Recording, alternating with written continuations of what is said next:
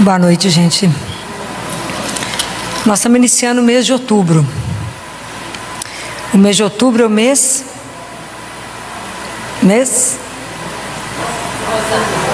do Rosário, mês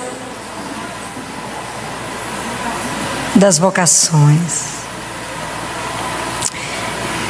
E é por essa vocação que eu quero conversar hoje. Às vezes, a nossa caminhada espiritual é uma coisa que dificilmente a gente pensa, não é? Dificilmente. Dificilmente a gente para pensar na nossa caminhada espiritual, na nossa vida cristã. Porque o mais grave que pode acontecer conosco é dar a nossa vida cristã como uma coisa que já tem, como faz parte daquela rotina, sem parar de verdade pensar: o que é essa opção que eu fiz na minha vida de ser cristã? Dificilmente a gente reage como um ateu que te pergunta assim, para um cristão: tem pensado em Deus? Aí o cristão toma um susto, fala: e você? Fala: eu não consigo não pensar a não ser nisso. E a gente descobre que a gente não pensa nele. A gente descobre se a gente tem vida espiritual interior. A gente tem que fazer uma pergunta para a gente: onde estão os meus pensamentos, os meus sentimentos e os meus afetos? Em que eu penso o dia inteiro? Onde estão as minhas grandes buscas, meus grandes objetivos? O que eu estou buscando? Porque não está escrito na palavra de Deus que aonde está o nosso tesouro está o nosso coração. Aí a gente quer morrer de vergonha quando faz uma pergunta dessa, né? O que eu pensei hoje o dia inteiro? Nossa Senhora, qualquer outra coisa, menos em Deus. Então a gente vai vendo como é que é essa vida cristã. Porque às vezes a gente vive como um ser sem desejo. Nós temos um representante disso num dos livros da Bíblia. Vocês sabem quem é? Quem é o ser sem desejo da Bíblia? Alguém sabe? Todo mundo já leu esse livro dele. Um livro aqui, ó, da Bíblia. Qual é? Quem representa nós? Quem representa? Quer ver uma outra pergunta? Você já fugiu de Deus? Já fugiu? Ele falou uma coisa, você deu de surda. Falou: não é comigo não, esse assunto não me pertence. Quem é esse na Bíblia? Tem um livro inteiro dele. Como é que chama? Eu vou pôr você só fazer para casa, né? Jonas. Jonas é o homem sem desejo, é o ser sem desejo. Já conhece Deus, assim mais ou menos, né? Aí Deus fala: ô Jonas, levanta, vai a Nínive.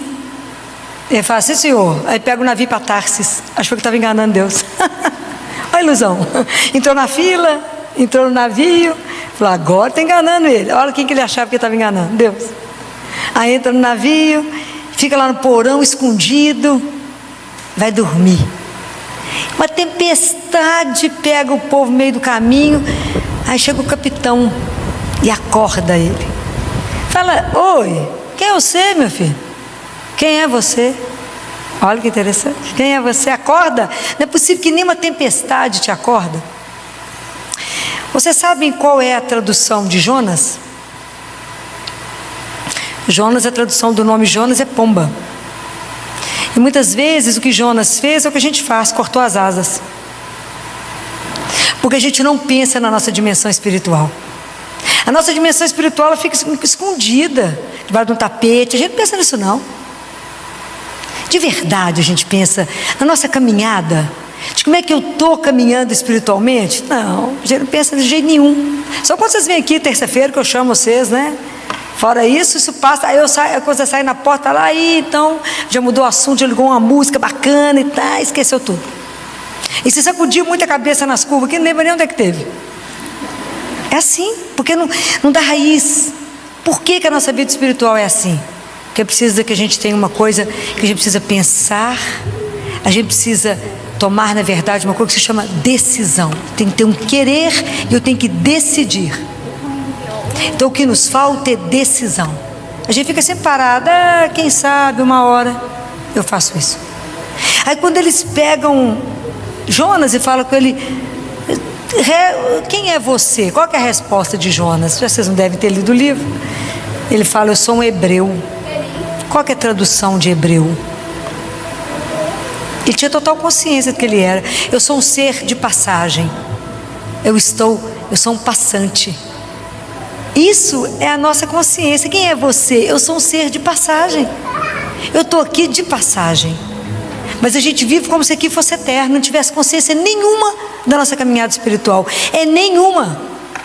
Aí a vida, quando nos pega e nos aperta, aí nós estamos destruídos.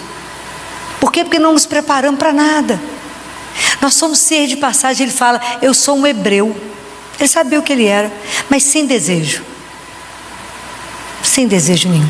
E assim, às vezes, a nossa vida espiritual. A gente vive a nossa vida espiritual assim mesmo. A gente trabalha, tem milhões de planos, que bom, milhões de sonhos, de desejos, que Deus não entra. Se eu estiver enganado, pode levantar que nós vamos bater uma prosa. Eu ia adorar. Se vocês levantassem e falassem, não é isso, Filó, eu ia adorar. Mas Deus não faz parte do projeto. De tudo que eu vou estudar, de tudo que eu vou trabalhar, Deus não entra. E aí, qual é a vocação de todos nós que somos batizados? Qual é a vocação do cristão? Independente se você escolheu para exercer na sua vida, ser padre, ser uma freira enclausurada, descalça, que ninguém vê. Você decidiu que você vai ser médica como eu, advogado, dentista, empresário. Eu vou ser professora, eu quero ser um alto empresário, como diz uma cliente minha, pequenininha, fala assim, Filó, eu não sei, mas eu sei que eu vou ser uma alta executiva, famosíssima. Que bom, aos 5 anos a gente pensar nisso, né? É ótimo. Então, é assim que a gente vai ver mesmo. Eu quero ser mãe somente, eu quero ser dona de casa, não, eu quero fazer bolo para fora, não quero ser uma brilhante cozinheira, seja o que for. Qual é a primeira vocação que todos nós somos chamados? Que está em Levítico 11, versículo 45, é apertar demais, né? Não, agora apertei feio. Ser santo. Essa é a vocação do cristão. Essa é a primeira vocação, que não está escrita para ninguém, isso não está reservado para alguém especial. Não está. Essa vocação é de cada um de nós que somos cristãos e que nós escondemos ela. Está escrito aqui, ó. Jesus diz, Deus Pai diz assim, ó, é para que vocês sejam santos, porque eu, o seu Deus, sou santo. E já fala, filho, você está ficando louca, minha filha, isso é fanatismo, desequilíbrio, qualquer coisa. Não é. Essa é a primeira vocação nossa. E essa oportunidade da santidade nos é oferecida todos os dias. E nós podemos negá-la todos os dias. Sabe qual deveria ser a maior tristeza da nossa vida? Não sermos santos. Às vezes eu tinha vontade de gritar no ouvido assim uns dos outros, acorda, cristão, para a sua dignidade. Somos filhos de Deus, filhos do Altíssimo. Como diz São Pedro, raça santa, sacerdócio, todos sacerdotes reais, raça santa, filhos do Altíssimo. Perdemos essa noção no mundo, perdemos. E na verdade Deus nos convida, né? Independente daquilo que você faz, independente de onde você está. O que é a santidade? É viver aquilo que te é dado viver, com amor. Qual é o bom odor de Cristo? Qual que é o cheiro que o mundo vai reconhecer Jesus? O amor. Esse é o cheiro.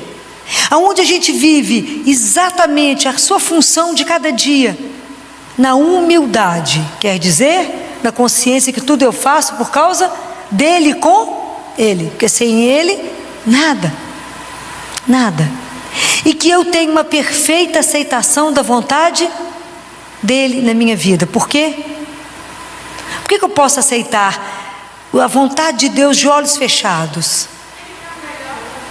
por causa do amor dele, porque ele nos ama de uma forma alucinada, incondicional. E isso tem que estar gravado no coração de vocês, como tudo tem que estar gravado. Isso tem que estar um selo na vida de vocês. Deus me ama, e porque Ele me ama, Ele só tem o melhor. Essa é a confiança da criança. Por isso que a gente tem que pedir a Deus a confiança, a infância espiritual, porque a criança, ela confia, ela não tem dúvida. A criança não tem dúvida que um pai e uma mãe só vai fazer o bem, vai fazer o melhor. Claro, nunca tem, nem passa na cabeça dele que pode acontecer alguma coisa contrária. E assim somos nós. Nós temos que ter confiança absoluta no amor, porque Deus não pega o amor dele e fraciona um pedacinho para você, um pedacinho para você, não. Guardem isso, é uma coisa, é tanto mistério, né, nessa relação de Deus conosco, porque é como se cada um fosse o filho único dele. E todo o amor que Deus tem é só para você. Já imaginou o dia que a gente for convencido disso? Nós vamos ficar insuportável. Insuportável. Eu tenho um pai que ninguém dá conta dele. O meu pai do céu. Ele me ama. Então, mas não aconteceu isso na sua vida. Eu falo, Deus seja louvado, é meu pai. Tenho certeza que ele deve ter peneirado e aconteceu só isso. Porque se fosse sem a ajuda dele, a coisa estava pior. Sabe aquela confiança incondicional? Por causa do amor. E é tão interessante que a gente fica achando que a gente tem que ter uma coisa grandiosa. Mas eu não dou conta de ser santo. Ninguém dá conta. Lembra das bem-aventuranças? Quando Jesus assentou, ele falou assim, olhando para o povo: felizes vós, os pobres, felizes vós, os puros, felizes vós que buscam justiça, felizes os... Porque na verdade, qual é a matéria que Deus trabalha? A minha santificação e a sua santificação. A minha miséria, a minha fragilidade. É ali que Ele trabalha. É onde eu não sou nada, é que Deus faz. Compreendem? Porque se a gente estiver cheio, Deus não tem espaço. Eu tenho que estar vazio. É aí que Deus trabalha. Mas eu só tenho um tanto de nada, Ele sabe disso. É aí que Ele pega e fala: é aí, minha filha, que eu vou te transformar. Então, se vocês observarem, quando o povo pede para Jesus um milagre, um sinal, o que Jesus responde? Ele fala assim: o único sinal que vos será dado é o sinal de Jonas. Vocês estão agora melhorando. É o sinal de Jonas, que é o sinal. O que aconteceu com Jonas? Ele foi transformado num ser sem desejo, num ser que achava que a salvação era só para ele, para poder entender que Deus quer a salvação de todos, que Deus quer uma relação íntima com todos, que Deus quer que cada um de nós, aonde a gente esteja, a gente revele uma presença de um Deus vivo, porque Deus é vivo. Nós não podemos entender ou achar, viver sem esse ser de desejo, esse ser morto, né? A sídia da alma, né? Essa coisa, essa tristeza, esse trem assim. O que você tem? Nada. O que aconteceu? Nada. O que você quer? Nada. Que povo não quer nada, não gosta de nada, não quer, tanto faz nada. Presta atenção. Né? O povo de Deus tem que ser um povo, né? Que tem desejo, né? Tem desejo. Aí uma vez teve uma conversa de um santo com um jovem, e que ele disse assim para ele: a gente é chamado, falou com ele, a nossa vocação é ser santo. Ele disse: mas isso não é para mim não, porque eu sou muito ambicioso. Ele falou: mas aqui sentado na sua frente está alguém que é mais ambicioso que você, e que talvez você não tenha dimensão. Porque eu ambiciono 3 coisas no mundo. A primeira, eu quero ver e me encontrar e estar com Jesus, que Ele é o Filho de Deus. Segundo, eu quero o paraíso, que é onde Ele mora, que é a alegria dele. E terceiro, eu quero a vida eterna. Só isso que eu quero. Então, o que adianta o homem resolver todos os problemas da vida dele e lutar e buscar por tantas coisas, se ele perde a única coisa que nos é necessária, que é Deus? Hoje não é o evangelho de Marta e Maria? Marta, você se preocupa com muita coisa, Marta, mas somente uma coisa vos é necessária. E a única coisa que nos é necessária é Deus. E o mundo te enrola para achar que você tem um monte de necessidade, que é mentira. Mas nos enrola. A gente passa a ter cada necessidade, uma coisa louca. É só lançar uma liquidação que você fala: como que eu vivi sem isso até hoje? Passava sem isso facilmente. Solta uma liquidação, o povo faz fila e as mulheres se matam, né? Uma coisa louca, como é que vivia sem aquilo que não sabia que existia? E a gente desconhece o que nos é necessário, que é Deus. Mas para que eu possa viver essa relação com Deus, é tão interessante, né? Que a gente precisa ser de desejo. Se Deus, eu estou falando com vocês, é um Deus vivo, eu não posso ficar achando que Deus é uma ideia do passado, que Jesus é uma história que foi contada. Não, isso é uma história hoje, agora. A Bíblia é a coisa mais atual que nós temos. Procura qualquer problema que você tem, está aqui a resposta. O problema é que a gente não lê de jeito nenhum, né? Todo dia eu faço uma perguntinha para vocês, né? Para ver se vocês estão lendo a palavra de Deus. Então, como a gente não se ocupa, a gente fica achando que Deus é uma coisa do passado, e que nós estamos soltos e perdidos aqui mesmo, e que essa palavra de Deus não tem mais força em nós. E a gente observa que no mundo tem dois grupos. Um que está escrito que já conhece o Senhor, que já conhece que somos nós. E para nós a força da palavra, a palavra de Deus tem uma força, apesar de muitas vezes a gente ainda não vivê-la. E a principal coisa que deveria nos conduzir é amar o Senhor acima de todas as coisas. É o primeiro maior mandamento. Amar a Deus. A gente ama tudo nesse mundo, Deus fica mais ou menos reservado, por necessidade. E Ele deveria ser o meu primeiro amor.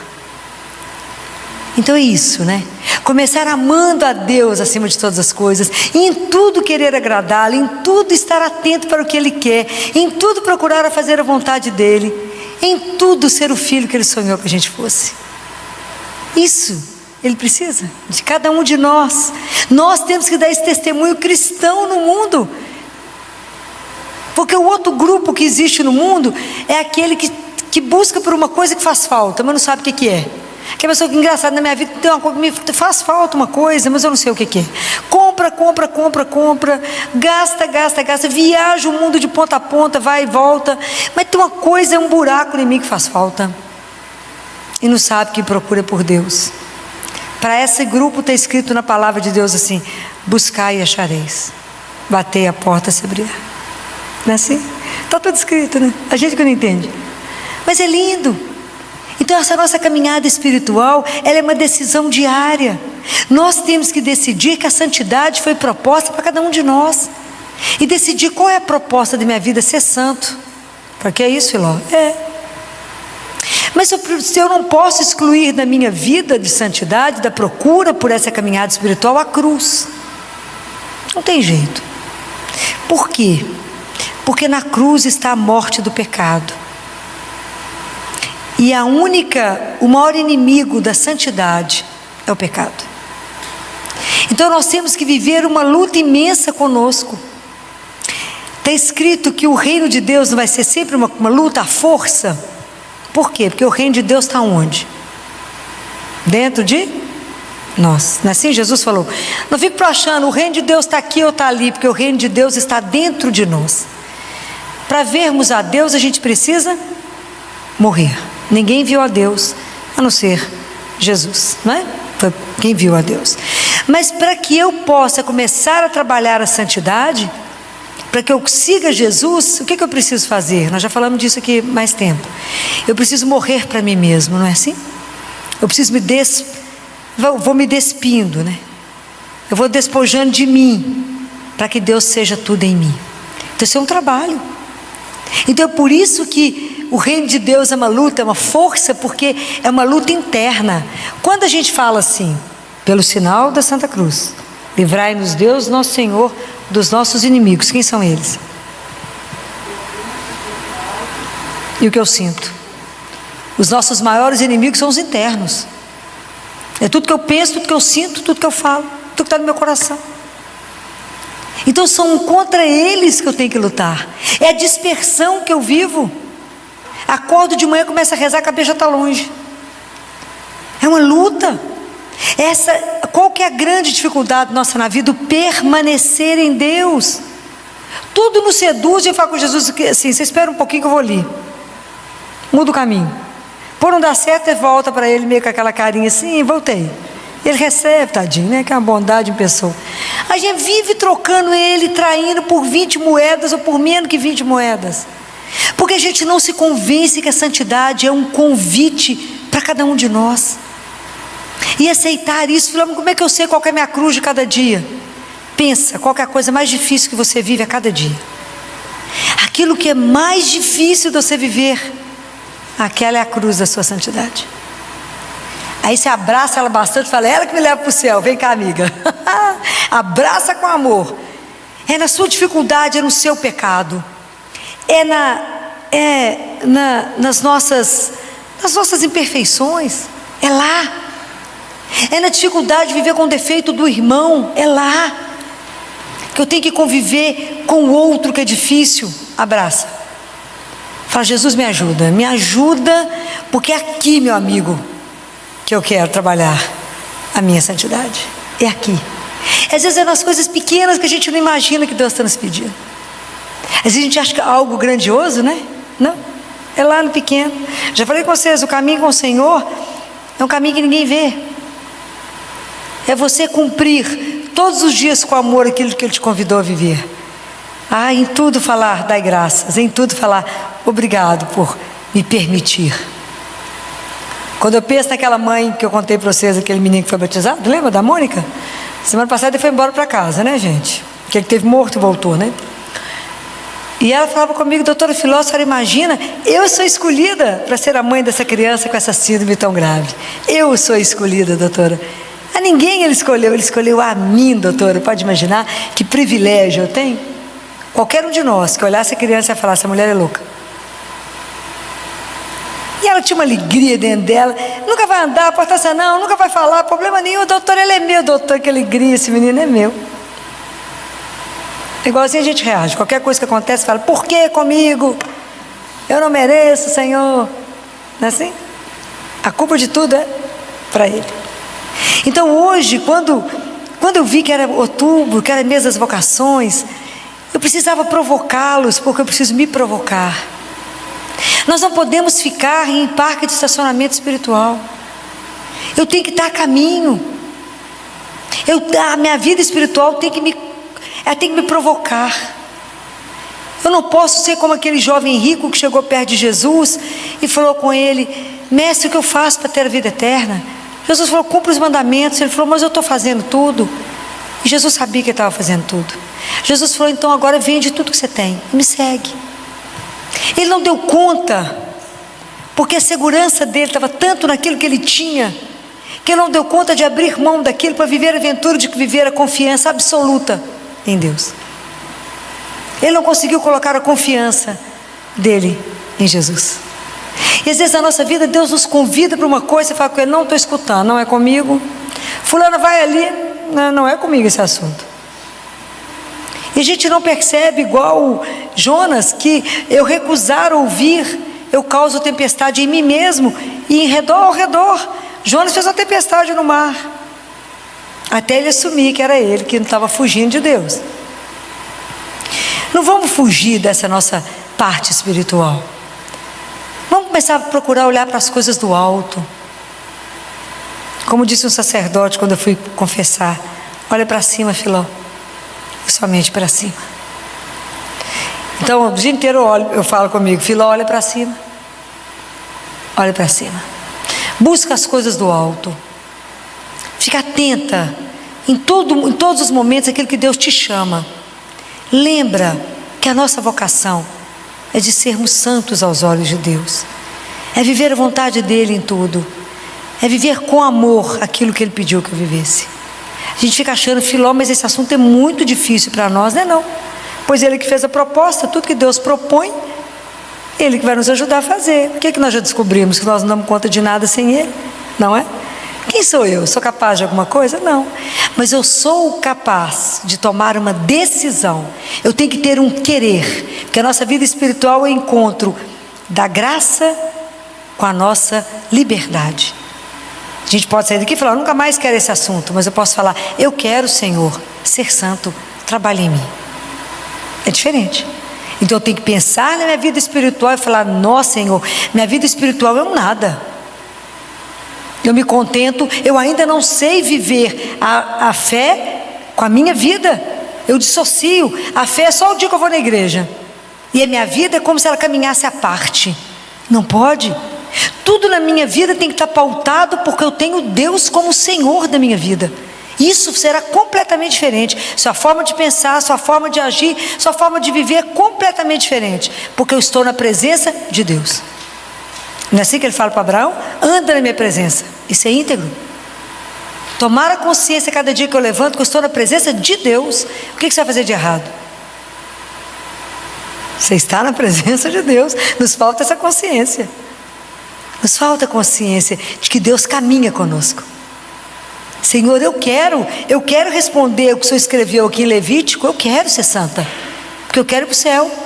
Mas o Senhor sabe da distância, do desejo, para que eu possa realizar isso. Mas no meio disso existe uma coisa, o amor do Senhor, e é o meu desejo de permanecer colada no Senhor Jesus, que essa seiva que vai me dar a força, porque sem Ele eu não sou nada. Então me dá a graça de permanecer e dê a Ele o documento de que Ele possa fazer na sua vida aquilo que Ele quiser. Mas para isso a gente tem que ter a confiança que Deus só vai fazer o melhor. Não é difícil? Difícil. Eu volto a falar com vocês aquilo que ele falou para Gabriele. Gabriele, tanta gente já me dá a mão para andar junto, mas quantos será que terão a coragem de fechar os olhos e me deixar ir, fazer o que eu quiser fazer? Nos falta confiança. Ele diz assim, por acaso vocês já pensaram que você ainda não nasceu? Você já pensou nisso? Ele pergunta isso para ela. Ela fala com ele, como é que é, Senhor? Eu não nasci? Ele fala, Gabriele, você ainda não nasceu para a vida verdadeira, para aquela vida que não vai ter doença, Gabriele. Não tem morte, não tem sofrimento, não tem nada, Gabriele. Então prepare esse dia, esse é o dia da morte, não é? Prepare esse dia, Gabriele, como uma festa que você organiza aqui na terra. Cuida dos detalhes de tudo, Gabriele. Faça isso como uma grande festa. O resto eu preparo de lá. Isso é uma coisa louca, não é? Mas não diga que a gente tiver fé suficiente para isso. Falar, o que você está preparando com tanto cuidado? O dia da minha morte. Ah, coitada, ficou louca. Não, mas eu estou me preparando, porque na verdade, se a gente pensar, a gente nasceu para esse dia, para voltar para a casa do nosso Pai. Essa é uma coisa escandalosa, de maravilhoso, né? Porque eu não dou conta nem de pensar nisso, de tão bom que vai ser. Então, pensar que enquanto eu estou a caminho, eu tenho que me preparar. E a nossa vocação é da santidade. Não permita que a sua vida espiritual esteja no piloto automático, na inércia, aquela coisa sem desejo, aquela atonia da alma, aquilo que eu acho que eu já ganhei. Entenda que o maior tesouro que nós temos na vida é tomar consciência que somos amados. Mas o fato de eu tomar consciência disso não significa que eu tomei posse disso, compreendem? Uma coisa é eu saber que eu tenho um tesouro, outra coisa é viver desse tesouro. O dia que a gente tomar posse, nós vamos vender qualquer coisa. Não é assim a parábola? Que aquele homem que descobriu um tesouro, que sai, volta e vende tudo? É esse tesouro, é essa certeza que eu sou a filha única, amada do meu Pai. Nossa, eu vou viver para Ele. Tudo que eu fizer eu tenho que pensar, isso agrada ao meu Pai, isso está de acordo com o meu Pai, vou fazer isso e sob o olhar dele, o Senhor está de acordo? Viver em profunda unidade, comunhão, em relação profunda de amor com Deus. Você vê que é uma vocação simples, né, gente? Que eu propus hoje, né? Coisa bem discreta. Mas não podemos esquecer que essa é a nossa vocação. Esse é o primeiro chamado. Se estamos guardando isso, escondendo isso, a gente pensa que a gente está adiando a nossa vida espiritual. Nós estamos adiando começar a nossa vida. E não se esqueçam, assim como a parábola, lembra da parábola dos vinhateiros, que o Senhor chamou um que foi às 9 da manhã, outro foi meio-dia, outro foi às 3 da tarde, outro foi 6. É porque em todos os momentos, aí esse é um significado, não é? Deus vem à nossa vida. E seja jovem, seja criança, seja idade madura, seja na terceira idade, em todos os momentos Deus vem à nossa vida. A gente só precisa deixar, estar aberta para que Ele venha. Fala, Senhor, vem agora. Agora eu quero. Agora eu me decidi. Eu decido agora que eu quero fazer um caminho novo. Eu não quero ter a vida espiritual tão reduzida, Senhor, a uma missa, a quem sabe a um grupo de oração, a confissão uma vez por ano. Às vezes eu estou reduzindo demais a nem pegar a palavra de Deus, a não meditar de verdade e a ter o meu coração parado somente naquilo que não me leva a lugar nenhum, naquilo que eu vou ter que deixar quando o Senhor me chamar. Eu estou colocando a minha riqueza onde ela não é a riqueza. Eu estou colocando as minhas preocupações naquilo que não vai me sustentar. Então eu preciso ter coragem da gente se ver, se avaliar e decidir. A dificuldade na nossa vida espiritual não são os obstáculos, não são as coisas que colocam no nosso caminho. A dificuldade da nossa vida espiritual está na nossa falta de decisão. A gente não sabe se de verdade a gente quer ou não caminhar com Deus. É isso que nós cristãos precisamos decidir. Eu acho que hoje chegou o tempo em que os batizados precisam ser reevangelizados, a viver de verdade, a proclamar que somente Jesus é o nosso Senhor. Nós estamos com a vida muito dividida e nós temos muitos senhores dentro de nós e dificilmente nos curvamos ao verdadeiro Deus. Precisamos realmente parar e pensar. O mês de outubro é para a gente pensar. A minha vocação é a de ser santo. Então, que cada um de nós pense nisso hoje. Não só hoje, mas que esse assunto possa incomodá-los e lembrar da sua dignidade.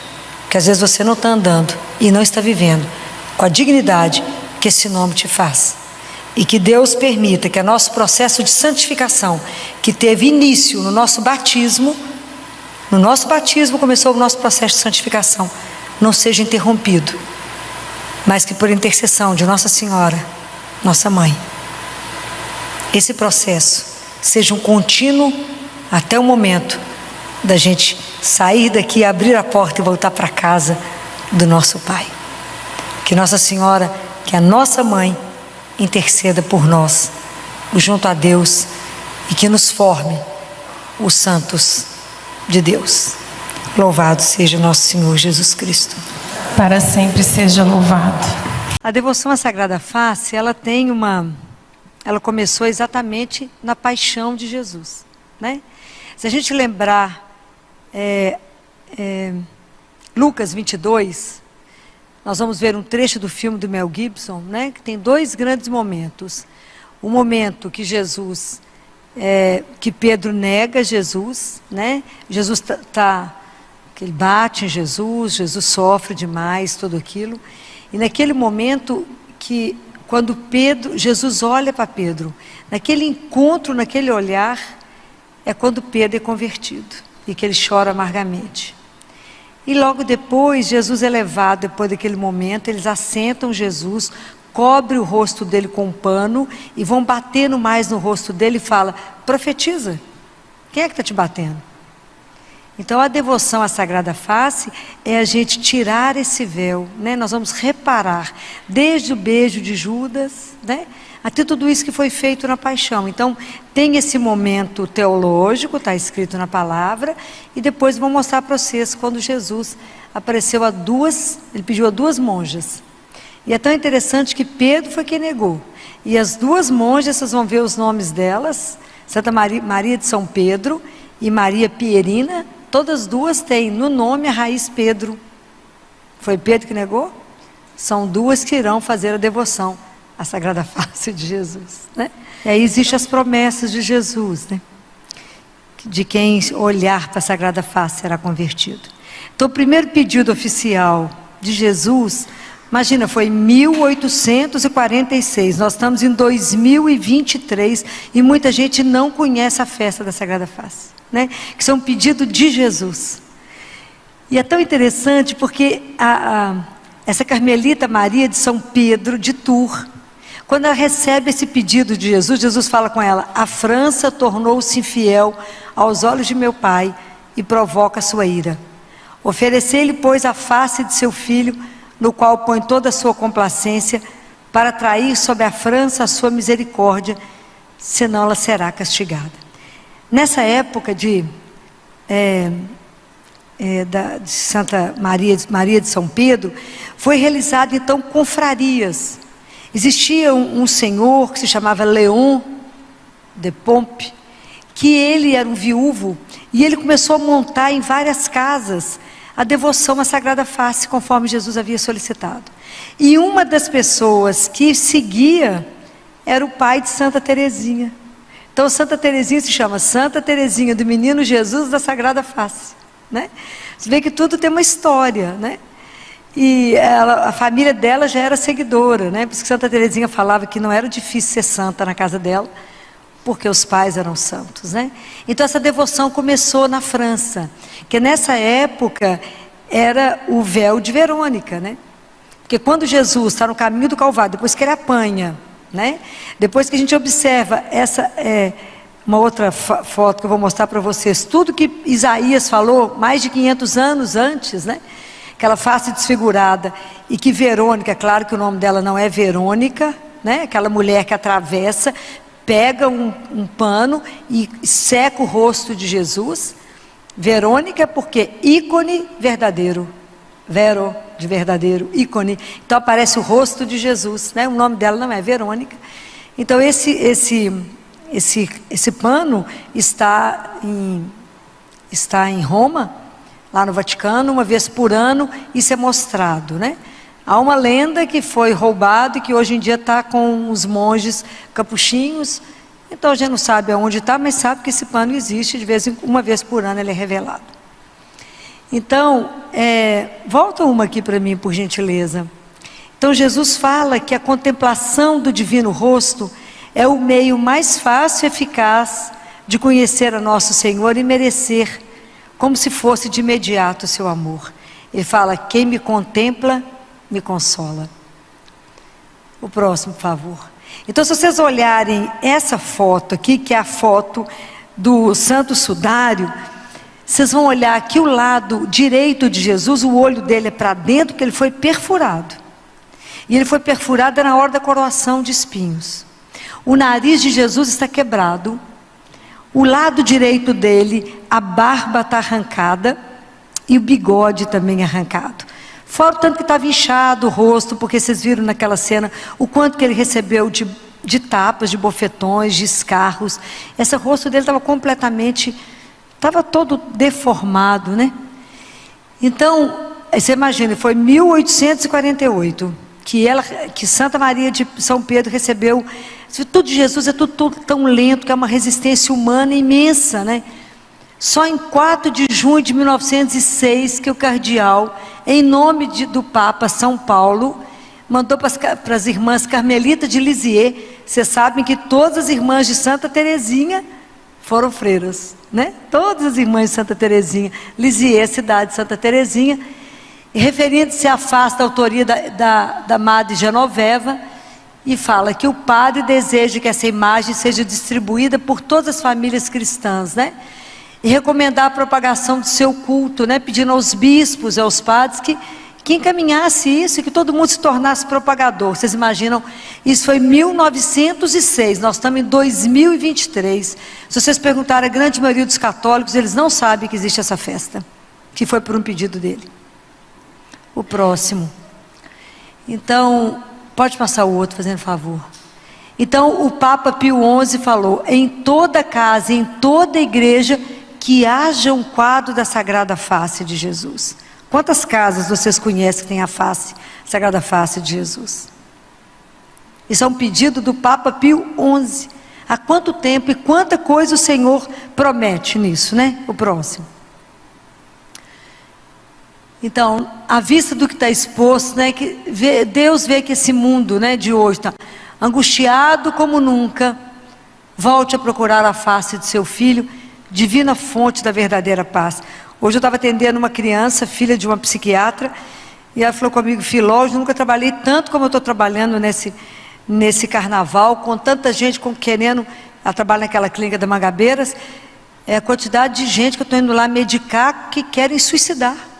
Então tem os medicamentos que a gente faz de imediato para tirar o risco de morte, assim, de pessoa querer suicidar. Filó, eu nunca vi tanta gente deprimida, porque eu falei: por acaso tem alguém que crê em Deus? Não, ninguém convida, né? Então o Senhor sabe que voltar ao rosto dele, à face dele, é o grande tratamento do mundo angustiado, né? E aí olha que interessante, em 1914, aí essa aqui já é a irmã Maria Pierina, você imagina, foi 1848, foi a irmã Maria de São Pedro, e tinha só aquelas devoções em casa. Quando Pierina tinha 12 anos de idade, ela estava na igreja, na festa da Sexta-feira da Paixão. E aí Jesus pergunta para ela, se ela estava na fila para adorar, como a gente faz a adoração da Santa Cruz. E aí ela escuta o Senhor falando com ela assim: por que ninguém me beija o rosto? Porque Judas beijou a face do Senhor, beijou a face dele e o traiu, não é?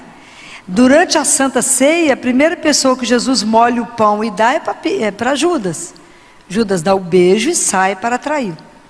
Então Jesus pergunta para essa menina, ela tinha 12 anos na época: por que ninguém me beija? Ela era uma menina. Aí ela pulou na igreja e falou com ele assim: eu vou te beijar, eu vou te beijar. E na hora que ela foi fazer a adoração, que chegou o momento dela, ela beijou o rosto de Jesus. Em 1914, olha como é que a coisa é lenta. 1914, ela se torna freira da Imaculada Conceição. E aqui a história é bonitinha demais. Então, ela era uma freira que tinha uma alma ardente de amor a Jesus, né? E aí Jesus fez dela o objeto de tudo que ele quis, né? O próximo aqui, por favor. Então é isso que eu estou falando, né? Que desde pequenininha que ela praticava os atos de reparação, né? Até ela fazer uma imolação dela toda, né? Então é isso que eu contei para vocês, quando ela tinha 12 anos, na Sexta-feira Santa, na igreja de São Pedro, em Milão, que ela escuta Deus falando em voz muito clara: ninguém me dá um beijo de amor na face para reparar o beijo de Judas. O próximo, por favor. Então, olha que cena, né? Quando ela era noviça, que ela recebe a autorização da superiora para passar a noite de quinta-feira santa para sexta-feira na capela, fazendo adoração a Jesus, porque era quinta-feira santa, ela está com um crucifixo na mão, fazendo adoração. Enquanto ela está lá de madrugada fazendo adoração, ela escuta Jesus falando assim: beija-me. Quando ela beija o crucifixo, que ela beija a face dele, ela beija exatamente o rosto dele. Imagina, ela pode ser encontrada mortinha, né? Lá dentro, né? Vocês imaginam uma cena dessa? Então, volta aqui, por favor. Então, ela naquela hora, né? Volta mais um, por favor. Em vez de colocar a face no gesso, ela sentiu a face viva dele. O próximo aqui, por favor. Então, ela começou, né, ela percebeu, ela sentiu o desejo de reparar os ultrajes que Jesus tinha recebido e continua recebendo cada dia no Santíssimo Sacramento, né? Então, em 1919, você imagina, isso foi em 1906, depois 1916, depois 3 anos depois, ela é transferida para Buenos Aires, e ali em 12 de abril de 1920, um ano depois, quando ela estava falando com Jesus, das angústias dela, dos sofrimentos dela, Jesus também não foi brinquedo com ela não. Jesus aparecia completamente flagelado do lado dela, falava assim: e eu, o que eu fiz para merecer isso? Vocês imaginam, né? Esses santos não foi brincadeira, né? E aí ela fala no diário dela que ela nunca ia se esquecer dessas palavras dele para ela, né? Quando ele parece todo exsanguinado e fala: e eu, o que eu fiz para merecer isso, né? O próximo. E aí ela começou a pensar nessa devoção da Sagrada Face. Ela tinha uma devoção especial, né? E aí, em 1921, ela voltou para Milão. Então, você imagina, em 1916 ela recebe o hábito, em 2019 ela vai para Milão, em 2021 ela vai para Buenos Aires, e em 2021 ela volta para Milão. E o amor, né, ela continua a intensificar o amor dela por Jesus, né? E ela foi eleita logo depois superior da Casa de Milão, e depois ela foi superiora regional da Itália. O próximo, por favor. Mesmo com todo o trabalho dela, ela continuava sendo apóstola da Sagrada Face, né? Com todo mundo que ela conhecia, ela divulgava a Sagrada Face, mas não contava para ninguém a relação íntima que ela tinha com o Senhor, né? E até que um dia ela pediu a Jesus, né, que a vida dela passasse despercebida, e Jesus concedeu isso a ela. O próximo. Então, agora já em 1936, vocês imaginam quantos anos demorou isso, né? Foi mais de 20 anos, né? Depois que Jesus fez ela participar da agonia dele no Getsêmani, né? Imagina, Jesus fez ela participar. Jesus fala que em determinados momentos lá no Getsêmani, o coração dele é igual um cacho de uva esmagado. Esmagado. Principalmente por causa de todos os pecados dos sacerdotes, né? Ele fala muito sobre isso, né? Sobre a igreja. Porque ele fala que ele vê todos os sacerdotes, do primeiro ao último que vai ser ordenado. E todos passam diante do rosto dele. E que ele vê todos os pecados, todas as blasfêmias, todo o abandono, tudo. Ele vê absolutamente tudo. Ele vê a frieza, ele vê a indiferença, mas o amor ardente de alguns sacerdotes é o que o sustenta nessa hora. Vocês imaginam que nessa hora ele faz com que ela veja e sinta o sofrimento dele. Depois que ele aparece para ela com o rosto todo coberto de sangue, ele faz um pedido a ela, que é isso que nós estamos fazendo hoje. Isso foi em 1936, nós estamos em 2023, né? Então Jesus fala com ela: quero que minha face... Vamos sentar?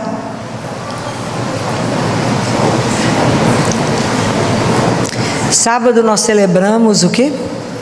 O que foi que a gente teve sábado? Festa de todos os? E domingo nós celebramos? Qual que é o problema número 1 do ser humano? Qual é o problema de ponta a ponta da terra, do mundo? Qual é o problema número 1 do mundo, do ser humano? Meu, seu, de cada um. Qual que vocês acham? Problema número 1 do ser humano: falta de dinheiro? Traição? Qual que é o problema número 1? A morte. Ô, palavrinha gostosa de engolir. Mas precisamos começar a conversar mais sobre isso. Qual é a última frase do credo? A gente reza ele de cor, todos os dias. Eu vou falar com vocês agora. Qual que é a última frase do credo? Não sabemos. Ainda mais que a gente passa batido nela, né? A gente reza assim, correndo. Qual é a última frase do credo? Creio na ressurreição da carne e na vida eterna. Amém. Nós, a gente reza isso, não sabe nem o que está falando. Então presta atenção. Muitas vezes nós vamos pegar o credo que está escrito assim: espero a ressurreição da carne. Porque na verdade, às vezes a palavra, o esperar, o credo, o crer é transformado em esperar, porque a fé deságua na esperança. É a nossa esperança, é a ressurreição. E na vida eterna, na vida sem fim que virá.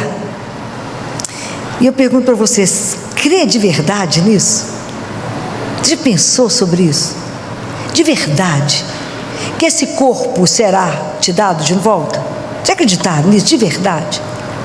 E por que antes no credo, antes de falar da ressurreição e da vida que é eterna, ele não te conta o que precede? O que precede a ressurreição e a vida eterna? A morte, está escrito no credo? Não, por quê? Porque ela não é razão de fé. A morte é a única certeza da nossa vida. Santo Agostinho fala que a morte é a doença que a gente contrai quando nasce. Não é verdade? Ele fala, nasce uma criança, você não sabe se ela vai ser bonita ou feia, a cor dela, você não sabe nada que vai ser criança, você não sabe se ela vai ser alta ou baixa, feliz, rico ou pobre, você não sabe nada do menino, mas você sabe de uma coisa, que ele vai morrer. Mas já não pensa nisso, né? A gente tenta burlar essa história de todas as formas, mas é preciso que a gente pense nisso, porque qual é o remédio contra a morte? Ou se esse bando de cristãos sentado que não souber responder isso, eu vou morrer. Vamos embora.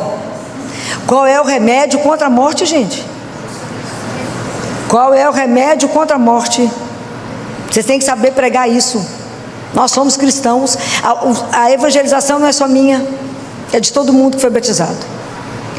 Qual é o antídoto? Qual é o remédio da morte que você vai explicar para um tanto de gente? Qual é? Qual é o nome? Qual é o nome? É Jesus. Doçura da nossa vida. É Jesus o remédio contra a morte. Porque Jesus é tão interessante. Jesus, ele não veio, imagina, vamos relembrar. O homem pecou. Pelo pecado de um, entrou a morte no mundo. Aí veio Jesus, né? A turma lá fez uma reunião, Jesus falou, eu desço. Mas Jesus não veio só para nos libertar do pecado.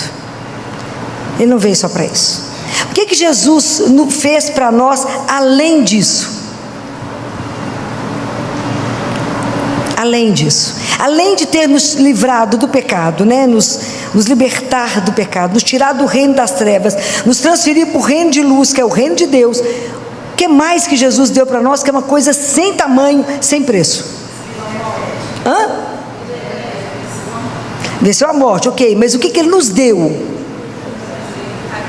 Não, o que Ele nos deu? Ele nos deu o amor de Deus. Isso é uma coisa extraordinária, gente. Nenhum de nós sabia que era amado por Deus, que era filho do Altíssimo, que era filha do Altíssimo. Então, quando Jesus veio, Ele venceu a morte por nós. Por causa dele, a morte não é mais uma parede, aonde a coisa quebra, bate e quebra, esfarela. A morte não é um precipício que acabou. Não é. A morte é só, como dizem os grandes padres da igreja, é só a ponte do suspiro. É onde eu tenho que passar. Para mim voltar para a casa do meu pai, eu tenho que passar pela morte. Não tem jeito. Todos nós vamos passar pela morte. Todos nós. Então, se eu fizesse aquele sinal sinal de mais e menos, para nós cristãos é o mais da vida, um tracinho menos da morte e o mais de novo, porque a vida nos é devolvida. Isso é uma coisa extraordinária. Então, São João Crisóstomo falou que isso então é como sono. A morte é só como um sono, porque se eu morro, desperto e a vida me é devolvida, a mesma vida é devolvida, então isso é só um sono. Mas como que a gente tem dificuldade de pensar nisso, né? Como a gente tem dificuldade?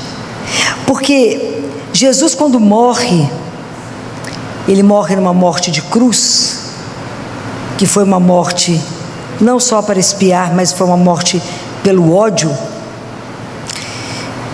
E Jesus, quando Ele conta aquela parábola dos talentos, lembra? Que eles pegam um homem e falam, você tem uma dívida que você tem que pagar. Ele fala, mas eu não tenho dinheiro. Ele devia 10.000 talentos, era dinheiro demais. E aí o rei então perdoa. Isso é o que Deus faz conosco. Deus já nos perdoou, não é? Mas Jesus, Ele consegue, por causa Ele assumiu tanto a nossa condição humana, que Jesus, Ele colocou no meio do sofrimento e no meio da morte, Ele inseriu o que? Para que a gente desse conta? O amor. Se Deus não tivesse inserido o amor na morte e no sofrimento, a gente não daria conta de passar por tudo isso. Somente que a vida você passa a viver qualquer sofrimento, dar conta de qualquer coisa a partir da consciência de um sentido para isso, senão a gente não daria conta. Então Jesus veio para nós transformar tudo isso. Então o que São Paulo fala na carta dos Tessalonicenses? Ele fala assim, Irmãos, está no capítulo 4, versículo 13. Não queremos que ignoreis o que se refere aos mortos, para que não ficardes tristes como os outros que não têm esperança. Porque nós cristãos não podemos desesperar diante da morte. Não podemos desesperar. Nós temos que ter uma coisa que se chama esperança, que está escrito aqui também na outra parte.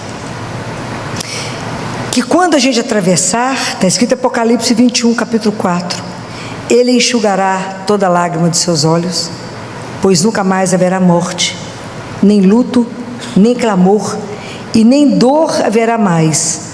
As coisas antigas se passaram. Eu pergunto para vocês, vocês de verdade acreditam que é isso?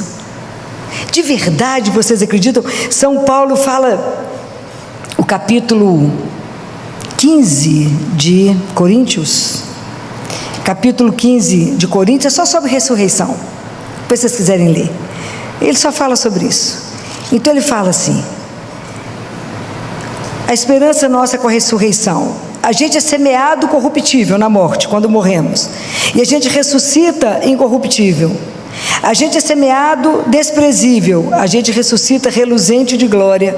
Semeado na fraqueza, ressuscita cheio de força. Semeado corpo psíquico, ressuscita corpo espiritual. A gente não pensa sobre isso, mas a gente precisa começar a pensar que a ressurreição é, na verdade, o grande alicerce da nossa fé. E está escrito na carta de Hebreus, se não me engano, capítulo 9, versículo 24, que só se morre uma vez. Só se morre uma vez, guardem isso. Então nós vivemos aqui e caminhamos, vamos morrer, mas vamos atravessar a ponte para continuar a vida. Isso é uma coisa extraordinária. É porque a gente não presta muita atenção nisso. E aí a segunda parte do credo, da última frase, a gente fala: e eu creio na vida que é eterna. A gente tem dimensão do que significa isso não? Eu creio na vida que é eterna. E aí São Paulo fala assim, na carta dele que é aos Coríntios, capítulo 15, versículo 19, ele fala: se nós tivermos esperança em Cristo somente para essa vida, somos os mais dignos de compaixão de todos os homens. É tão interessante que nós estamos no século que estamos. Todo o trabalho do inimigo de Deus é qual? É fazer o que conosco? É que as pessoas duvidem que Deus existe. Esse é todo o trabalho. Nós estamos inseridos no mundo pagão, ok? Completamente pagão. Então, o grande trabalho é esse. No século XIX, o grande trabalho foi fazer com que os cristãos não acreditassem na eternidade. Porque se eu faço com que vocês percam o horizonte da eternidade, é como eu pegar areia e jogar no fogo. Acabou.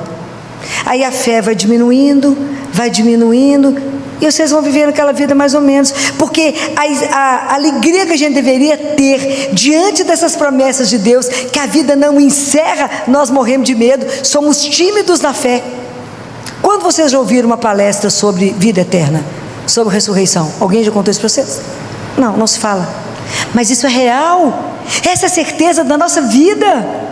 É certeza. Vocês imaginem que nós vamos continuar, que a morte é só uma dormida e acabou. Nós dormimos e a seguir vem o juízo, não é assim? As pessoas vão estar lá no seu velório, você já está lá sendo avaliado por Jesus. Já está lá batendo a prosa para conhecer. Quem que é a sua grande advogada lá na hora? É Nossa Senhora. Quem vai testemunhar a seu favor? Seu anjo da guarda. Cuidem dele. Cuidem dele, que o seu grande testemunho será o seu anjo da guarda. A gente não acredita nessas coisas, mas isso é real, ok? Vocês vão prestando atenção nessas coisas que eu falo com vocês. Então, qual é o trabalho? O trabalho foi tão impressionante no século XIX, que as pessoas cultas, as pessoas de um certo nível, não ficava bem falar sobre vida eterna. Compreende? É melhor você não falar que tem vida eterna, porque não dá, porque eles achavam que as pessoas não iam ter ânimo de fazer as coisas e ficar entregue. Ao contrário, se eu sei que eu tenho eternidade, se eu sei que eu quero o céu, que eu quero o paraíso, é aqui que eu tenho que trabalhar para poder transformar a minha história. É aqui agora que eu tenho que fazer as coisas diferentes. Mas isso tem que nos encher de alegria e de falar: a morte não tem a última palavra. O que mudou então com a morte de Jesus? Nós vamos continuar entrando no túmulo? Vamos deitar no caixão? Vamos. Mas existe a possibilidade de eu sair dele. Sem Jesus não teria possibilidade, compreendem? Ele fez a brecha para a vida, Ele nos deu o caminho. Gente, isso é uma coisa maravilhosa. A filosofia fala que o homem é um ser para a morte. O cristão fala, não, o homem é um ser para a eternidade. Isso é lindo, gente. Então a última palavra da nossa vida não é morte, é amor. Não fomos feitos para a dor, mas para o amor. E isso tem que estar gravado no coração de vocês. Isso é a certeza que tem que nos alimentar. Nós temos que ter essa fé. Que eu estou vivendo aqui, cada dia que eu vivo falta menos um para me voltar para casa. Então eu vou passar pela morte, sim, mas a vida me é devolvida. Quando eu falo ressurreição da carne, é da carne. Vocês entenderam o que eu estou falando? Eu estou falando do corpo, não é só da alma, não. Eu não posso viver separado da minha alma, ok? Então, na hora que eu acabo de morrer, que eu chego diante de Deus, é a nossa alma. Deus Pai fala para Catarina de Siena, mas eu, Catarina, vou devolver o corpo para vocês. Aquilo que São Paulo fala aqui, um corpo glorioso será devolvido para nós. Deus Pai fala, e vocês nem sentiram falta dele, mas eu devolvo o corpo para vocês. É preciso que a gente não tenha medo de falar sobre isso. É preciso que a gente não tenha despiste isso, porque o ser humano faz de tudo para poder não pensar na morte. Então por isso hoje o tema do mundo é, não, vamos distrair e viver tudo que tem que viver agora, porque nós vamos morrer mesmo. Mas não é isso. Eu tenho que viver com responsabilidade a vida que eu quero, porque minha vida é eterna. Isso é uma das coisas mais extraordinárias. A gente não tem dimensão. Fala, Filó, mas eu não vou ficar entediado lá, não. Vou fazer uma pergunta para vocês. Quando vocês estão vivendo uma coisa muito boa, mas maravilhosa, que a gente tem até medo que acabe, vocês ficam entediados? Eu tinha uma residente que falava assim comigo, Filó, as coisas estão tão boas, que eu estou com a sensação que vai acontecer uma tragédia. Quando a boa vida está muito boa, a gente tem medo de que acabe, pois no céu, no paraíso, é eternamente bom. Eternamente bom. Então, essas coisas são tão reais, porque é tão bom que a gente acha que é uma história mentirosa. Fala, não é possível. Não é possível, que eu não preciso desesperar, nem com a minha morte, nem com a morte das pessoas que eu amo.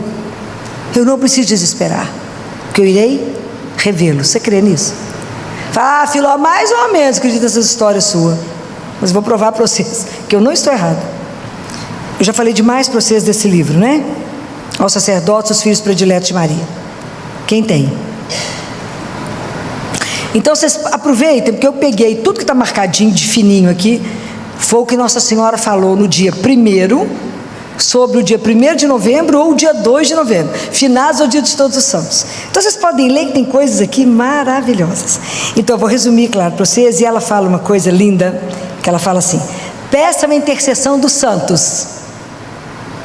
Peça os santos para ajudar vocês, porque eles já passaram por aqui onde vocês já passaram, viveram a vida de vocês, e eles estão aqui no céu, diante de Deus, fazendo o quê? Fazendo o quê? O que os santos estão fazendo no céu, gente? Rezando por nós. Essa consciência nós temos que ter, que é uma igreja única. Nossa Senhora fala, é a igreja padecente, é a igreja peregrina, que somos nós, a igreja padecente, que é os que estão no purgatório, e a igreja que já está na glória. Ela falou, os santos ficam o tempo inteiro intercedendo por vocês. Vocês são vítimas de muitas ciladas do demônio, de muita coisa para fazer vocês cair. Os santos estão vendo e intercedem por vocês o tempo inteiro diante do Pai. Então, se vocês têm um santo que vocês rezam muito, entregue as coisas, peça ajuda, fala, me ajuda a vencer esse caminho, me ajuda a dar conta. Ela fala da intercessão real dos santos. Ela fala, chamem os anjos. Nesse tempo que vocês estão vivendo, que é um tempo de sofrimento, ela fala, os anjos foram dotados de mais poder para tirar vocês das ciladas do inimigo. Então vocês não dispensem isso não, porque eu trouxe para vocês o que ela falou. E Nossa Senhora fala isso, ela fala, e rezem pelas almas do purgatório. Eles não podem mais rezar por eles, mas eles rezam por vocês. Eles veem tudo o que está acontecendo e intercedem por vocês. Rezem pelas almas daquelas pessoas que já morreram, que vocês conhecem, peçam a Ele ajuda. Reza por Ele e peça ajuda. Nossa Senhora fala, peçam ajuda. Sabe o que é lindo? Ela fala, aqueles que são devotos do meu Imaculado Coração, quantos de vocês fazem a devoção do primeiro sábado? Que Nossa Senhora pediu em Fátima tem um século. Ô Senhor dos Exércitos, só prestando atenção. Ó Senhor. Ela fala que os devotos do coração dela, que na hora, eu vou ler o trecho, daqui a pouco, eu vou ler para vocês o que ela fala, que ela faz na hora da morte. Essas coisas vocês têm que saber, porque se é real, quem falou não fui eu, foi ela. Então, vocês têm que aprender isso. Mas aqui no dia 1º de novembro de 1983, ela fala que quando a gente deve chamar, né, os santos, as almas e os anjos, ela fala, por isso nunca deveis vos sentir sós, tornai mais fortes os vossos laços com os santos do céu e com os que se purificam ainda no purgatório. Eles estão muito próximos de vós, veem todas as vossas dificuldades, conhecem as terríveis insídias que o meu adversário vos arma e ajudam-vos sempre de maneira eficaz. Olha que lindo isso aqui. Olhai hoje para todos aqueles que já vos precederam na vida eterna no sinal da fé, e que esperam agora com amor e alegria por vós. Então você verá aqueles que morreram? Quem falou não fui eu, não. Eles esperam vocês com amor e alegria. O que nos aguarda é uma coisa tão extraordinária que a gente não tem dimensão. Por isso a gente tem que fazer de tudo para ir para o céu, porque não é brincadeira. Imaginou quando eu penso que vou ver meu pai de volta? Morreu comigo, eu falei com ele, é só uma questão de tempo, pai, eu te encontro. Então, é lindo, ela fala dos perigos que a gente corre, que a gente precisa, por isso, rezar, não é? Ela fala, peça ajuda, e é tão bonitinho quando ela fala uma coisa que eu quero achar para vocês, tão encantador, o cuidado de Nossa Senhora, isso aqui. Ela fala que a coisa é linda demais, ela fala assim,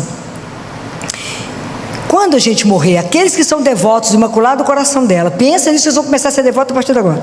Ela fala, na hora da vossa morte, e olha que lindo que ela fala que quando a gente reza o terço, que a gente reza assim, Santa Maria, Mãe de Deus, rogai por nós, pecadores, agora e na hora da nossa...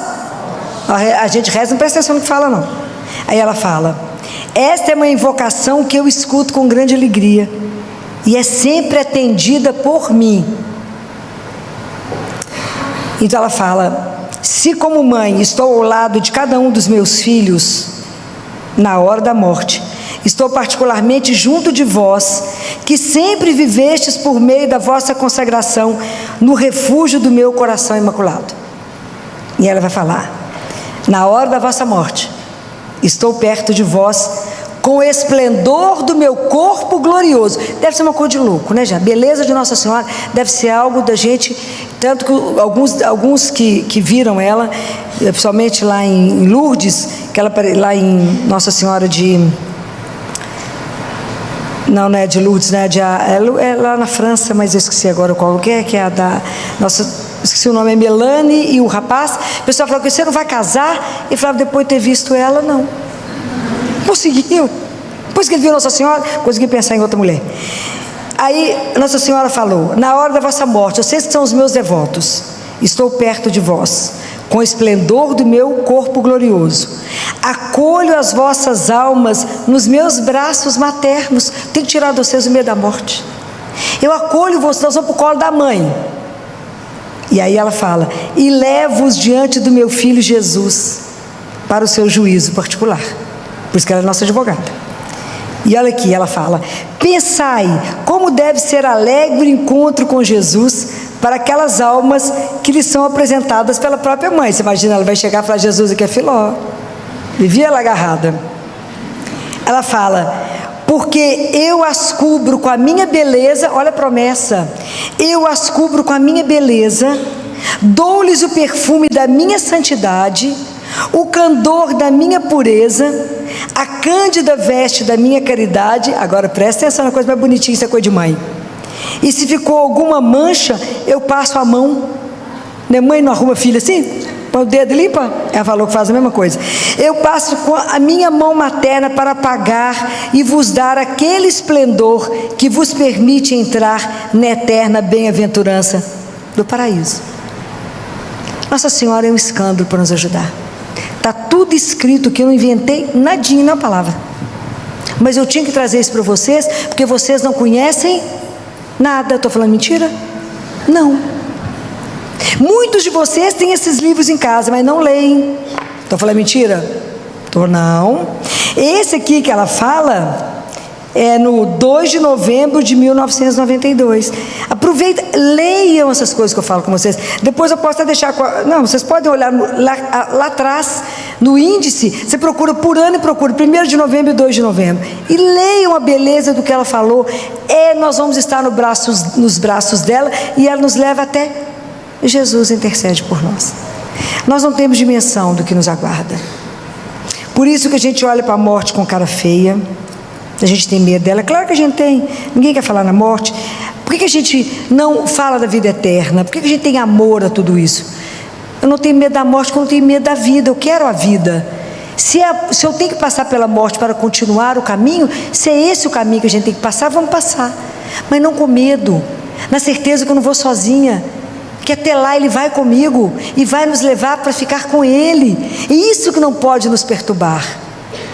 Então, se eu sei que o caminho é esse, vamos cuidar da nossa vida para estar diante de Deus o melhor possível, para que a gente possa ir direto para o céu. É possível? Nossa Senhora falou que até limpa assim, ó.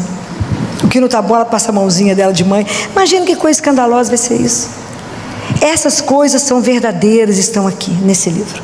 Aos sacerdotes, os filhos prediletos, não deixem de ler essas coisas que eu falo com vocês. Tudo que eu falei está na palavra de Deus. A gente pula os capítulos, né? Porque a gente não gosta de falar de morte, ressurreição. Mas Deus Pai fala: eu darei de volta o corpo de vocês. Mas Deus Pai tem uma queixa conosco. Ele fala: meus filhos sofrem demais porque não conseguem bens materiais. Sofrem porque não conseguem uma casa, sofrem porque não conseguem um carro, uma coisa. Mas eu não vejo meus filhos sofrerem porque não conseguem os bens espirituais. Ok? E ele fala: depois que chegou aqui, nenhum passo a mais, para de onde estava. E como a gente não sabe o dia e a hora, vamos nos preparar. Vou viver com alegria essa vida que vai incomodar muita gente. Fala: por que essa alegria? Gente, eu vou morrer, olha que alegria. Porque eu vou voltar para a casa do meu pai. Fala: louca. Não é a vida que me pega. Aqui eu vou trabalhando o que eu tenho que fazer. De olho para saber se é hoje. É hoje que você vai me levar? Não. Confessa todo mês. Anda com a vida em dia. Porque se ele chamar, fala: que alegria, amigo. Vamos embora agora, ué. Bora. Bora, porque lá é a vida que não tem fim. Não tem mais morte. Não tem luto, não tem dor, não tem separação. É eterno. Só um pai pode fazer isso para um filho. Só o pai pode nos querer junto com ele, nos guardar debaixo do braço dele, abraçar cada filho que volta para casa. Pensa nisso que eu vou dizer para vocês. Meu pai me espera. Por que você tem pressa de voltar? Porque meu pai está me esperando. Porque pai do céu, ele me espera. Imagina com que alegria ele vai juntar todos nós. Imagina, ele fala desse banquete que ele vai servir de vinhos, de iguarias maravilhosas. Imagina, nós não temos dimensão, não. Ainda bem que São Paulo não conseguiu retratar para nós o que ele viu, que ele ficou tão tonto que ele falou: nenhum olho viu, nenhum ouvido ouviu, nenhuma mente é capaz de imaginar o que Deus tem preparado para aqueles que eu amo. O que falta a você acreditar que isso é verdade? Eu falo isso porque eu acho que na festa, quando a gente celebra finados, que carrega uma saudade, é claro que a gente tem saudade, tem a dor, a gente tem que carregar também de uma esperança, que a nossa última palavra não é dor, não é morte.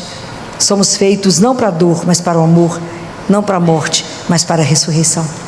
A nossa vida tem uma continuidade, ela foi escolhida, nós poderíamos simplesmente não existir. Ele escolheu cada um de nós para que vivêssemos com Ele eternamente. E Jesus fala para uma mística, eu acho que vocês conversam sobre morte com muita tristeza. Ele fala, começa a falar com mais alegria, sabe por quê? Isso é a palavra dele, não é minha não. Porque morrer é como abrir a porta, ele fala.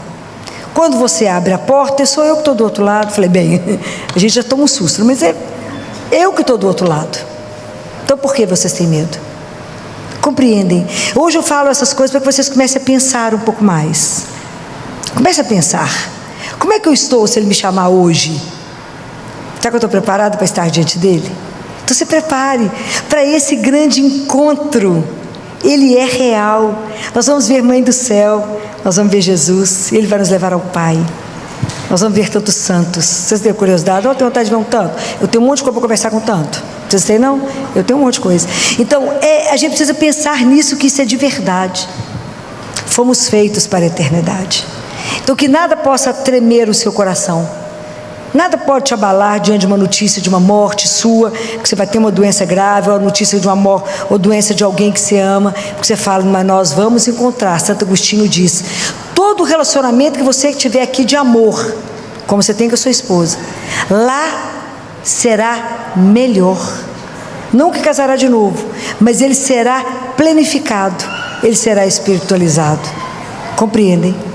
Não casaremos outras vezes, mas o amor lá, todas as relações que foram boas aqui, serão infinitamente melhores lá. Eu espero que a gente encontre todos lá, que imagina tanto de assunto eterno. Vamos conversar demais, brincar demais, viver o que ele precisa ser vivido. Até lá, não tenham medo, pensem nisso, leiam, releiam essas coisas que eu falei com vocês. Meu único objetivo era tirar do coração o medo da gente falar da palavra morte. Encarar isso faz parte da nossa vida, mas ver isso com mais leveza, sabendo que temos a ressurreição e uma vida que não terá fim. Louvado seja nosso Senhor Jesus Cristo.